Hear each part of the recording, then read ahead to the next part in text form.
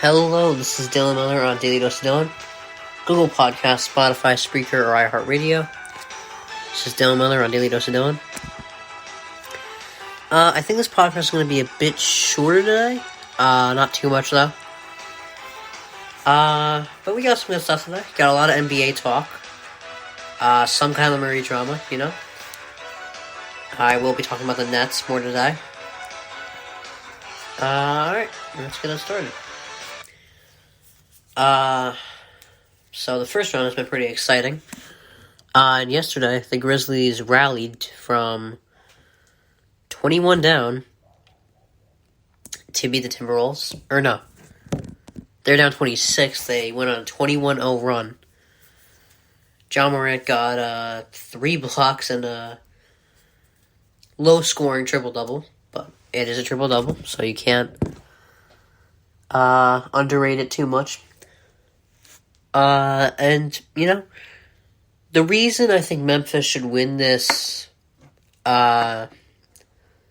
series is because the Timberwolves and Memphis were at a similar stage about 4 or 5 years ago, where they seemed to be looking up, but still towards the bottom. And now the reason the Grizzlies are at a stage higher right now is because they're at the stage where that not only do they know who their number one guy is, they can win without him, you know? Timberwolves are about a stage down, you know? They thought Cat was the one. Now they're thinking maybe, you know, Anthony Edwards could be the one. You know, they haven't really figured out which one is their one guy, you know? They don't know if it's Karl Anthony Towns or Anthony Edwards. So they're still trying to not only figure out who their one is, but I don't even know if they could win if one of those guys misses a game, you know? Like, they both put together solid seasons, so that's like, you know, who's their number one guy? They're still trying to figure that out. They're still trying to transition into their one, you know? There's a lot of steps it's going to take before they get to where the Grizzlies are. And that's why they're probably going to lose a series. They can make them competitive. Like, there hasn't been a game that wasn't really close other than Game 2. Or, not competitive, you know? Game 2 was the only game that wasn't really competitive. But, you know, Game 1, up until the end, pretty competitive. Game 3, very competitive throughout the whole game. You know, but first Timberwolves got to figure out who's their one, who's their two. Is Anthony Edwards the one? Is Cat the two, you know? They got to figure that out. Then they got to figure out how they're going to win without them in the lineup. The Grizzlies have done that, and that's why they're ahead of the Timberwolves right now. Alright. So, the Cardinals GM, Steve Keim, I believe is how you pronounce that, tweeted out yesterday there's zero chance Murray is getting traded, and he shouldn't be traded. Like I said, they should explore the market, probably. But I don't think, you know, once you got your franchise quarterback, and that's what Kyler Murray looks like, you should keep him on the team. You know, because he's improved. This is why I had the Cardinals, or Bills, as the number one offense this year. Because they, you know, Murray has been getting better every year. I thought he'd have a big year. Fortunately, he got injured, so that all went south, you know. But, you know, he's improved every year, and when you have the franchise quarterback, you have to build around them, you know? Like, you can't just, you know, trading them, it's an option, but it's not really an option, if you know what I mean. I mean, it's pretty much what I said yesterday. You can explore the market And if someone gives you a good offer, like if Wilson was still in the market and they were willing to give you Wilson for Murray, you know, Wilson still has a few good years left in him. And, you know, that wouldn't be a bad trade, but I feel like because of Murray's youth and how many years he has left on him and his obvious talent, it'd be stupid to trade him at this point. Alright. So, Ben Simmons is to make his debut in Game 4 of the Boston series. This is looking like it could be a sweep. I'm not gonna go out and say it. I don't want to speak too soon. I still think the Nets are gonna win 1, maybe 2 games.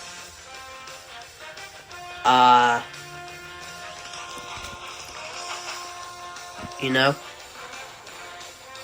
I don't think Simmons is gonna make much of a difference with him coming back.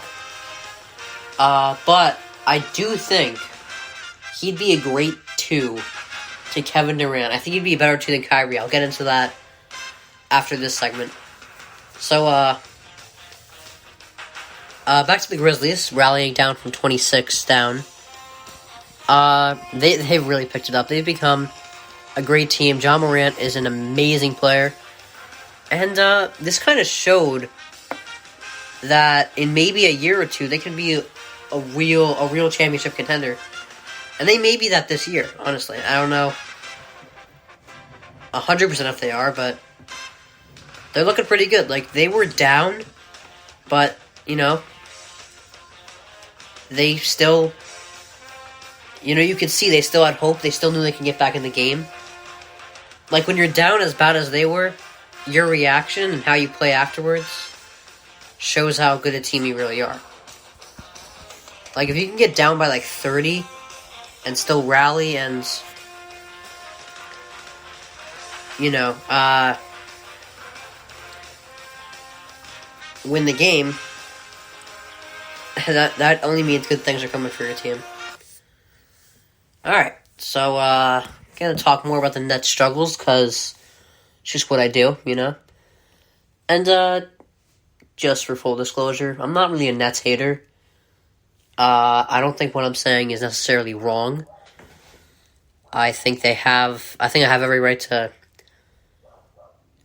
you know, say the things I'm saying about them, because they're struggling more than they should right now.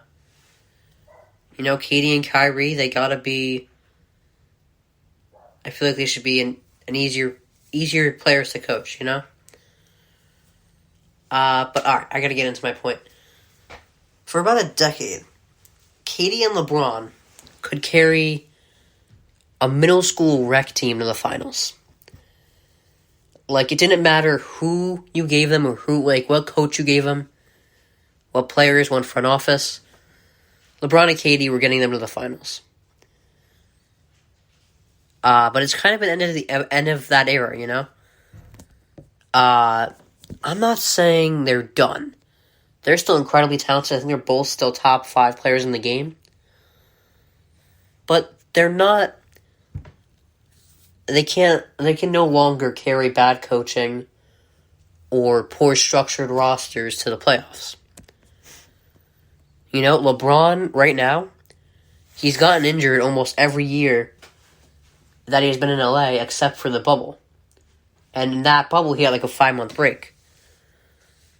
What LeBron needs now is a young guy. He has a young guy, but the thing with Anthony Davis is he's always injured. You know, he needs a young guy that's durable, like kind of a Jokic kind of player. You know? Like a guy like Nikola Jokic. He I think was last year the first player since Kobe to win MVP without missing a game. He needs a guy like that, you know? And AD is not a good number 2 to LeBron, as talented as he is. And Kyrie isn't a good fit for KD. as talent. He's talented, but he's not a good number 2 for KD. Because, like Simmons, I think is a great fit for KD. Because he's a defender. He can cover everything that KD... Like, KD's a good defender, but,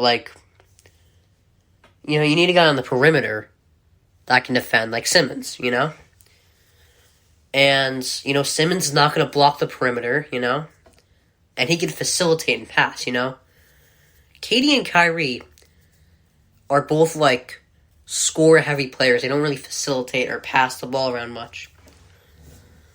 They're both score-first players.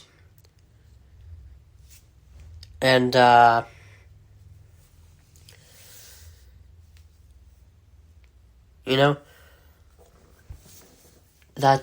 doesn't always fit well. Look at last year with the Nets. Sometimes it can work, It was working well last year, but,